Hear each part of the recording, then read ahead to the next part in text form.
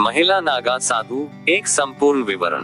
भारत की आध्यात्मिक परंपरा में नागा साधु एक विशेष स्थान रखते हैं। ये साधु अपने कठिन तप, कठोर जीवन शैली और अध्यात्म में गहरी रुचि के लिए जाने जाते हैं।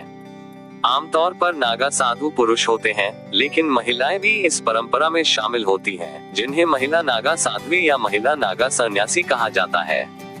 यह वीडियो आपको महिला नागा साधुओं के जीवन, दीक्षा प्रक्रिया, परंपरा, दिनचर्या और उनके समाज में स्थान की पूरी जानकारी देगा।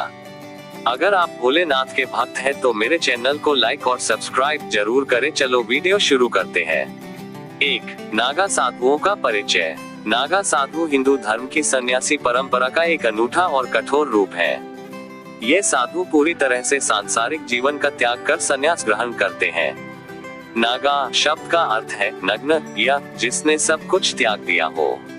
वे विशेष रूप से शिव के भक्त होते हैं और वैदिक परंपराओं का पालन करते हैं। 2. महिला नागा साधुओं की परंपरा। महिला नागा साधु पुरुष नागा साधुओं की तरह ही संन्यास जीवन अपनाती हैं। ये महिलाएं सांसारिक जीवन, विवाह, परिवार और भौतिक इच्छाओं को त्याग कर संन्यास ग्रहण करती हैं।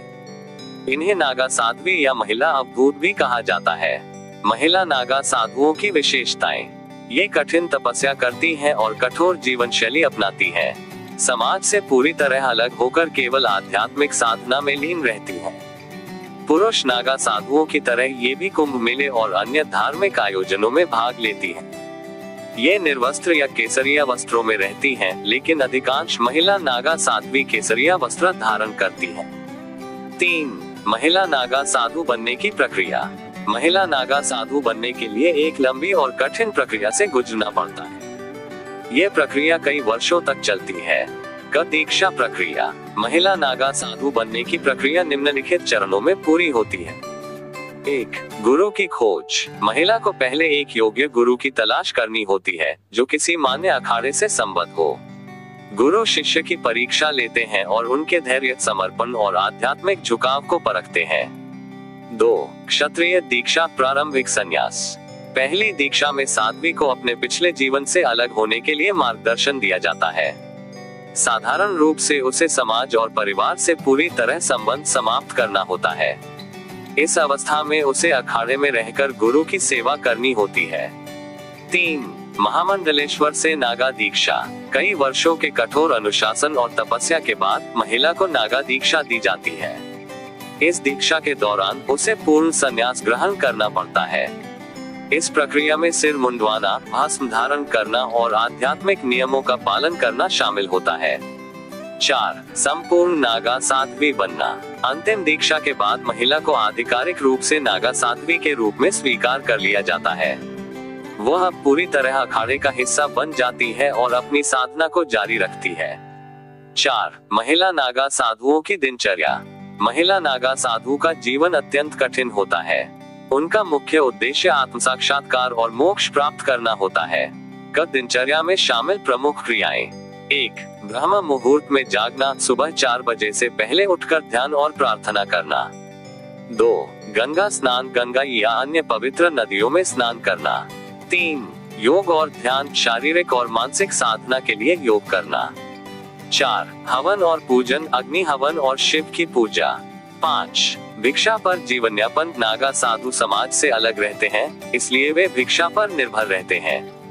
6. ध्यान और साधना, दिन भर ध्यान, जप और आत्मचिंतन में लीन रहना। 7. संतों के सत्संग में भाग लेना, अन्य नागा साधुओं और संतों के साथ सत्संग करना। 5. महिला नागा साधुओं का अखाड़ों से संबंध। महिला नागा साधु आमतौर पर हिंदू धर्म के प्रमुख अखाड़ों से जुड़े होते हैं। भारत में 13 प्रमुख अखाड़े हैं, जिनमें से कुछ महिला साध्वियों को दीक्षा देते हैं। प्रमुख अखाड़े जहां महिला नागा साध्वी होती हैं। 1. जूना अखाड़ा। 2. अवहान अखाड़ा। 3. अग्नि अखाड़ा। 4. निर्वाणी अखाड़ा। 5. महानिर्वाणी अखाड़ा। इन अखाड़ों में महिला नागा साधुओं को विशेष दर्जा प्राप्त होता है। 6. महिला नागा साधुओं का समाज में स्थान। हालांकि महिला नागा साधु समाज से पूरी तरह अलग रहती हैं, लेकिन वे आध्यात्मिक मार्गदर्शन और धर्म प्रचार में भी भूमिका निभाती हैं। समाज के प्रति उनका योगदान। धार्मिक अनुष्ठानों का नेतृत्व करना। महिलाओं को आध्यात्मिक शिक्षा देना, भक्ति और तपस्या के माध्यम से समाज में संतुलन बनाए रखना। 7. महिला नागा साधु और कुंभ मेला। कुंभ मेला नागा साधुओं के लिए सबसे महत्वपूर्ण आयोजन होता है। ये हर 12 वर्षों में एक बार आयोजित होता है। कुंभ मेले में महिला नागा साधुओं की भूमिका, शाही स्नान में भाग लेना, अन्य सन्यासियों और श्रद्धालुओं को आशीर्वाद देना, अखाड़ों के नेतृत्व में चलने वाली शोभा यात्राओं में भाग लेना। महिला नागा साधु भारतीय आध्यात्मिक परंपरा का एक महत्वपूर्ण अंग है। वे कठिन साधना, कठोर जीवन शैली और समाज से पूर्णतः अलग रहकर आत्म साक्षात्कार की ओर अग्रसर होती हैं। उनका जीवन प्रेरणा देने वाला होता है, खासकर उन महिलाओं के लिए जो आध्यात्मिक मार्ग पर चलना चाहती हैं। नागा साध्वी न केवल धार्मिक परंपरा को जीवित रखती हैं, बल्कि समाज में आध्यात्मिक चेतना जागृत करने में भी योगदान देती हैं।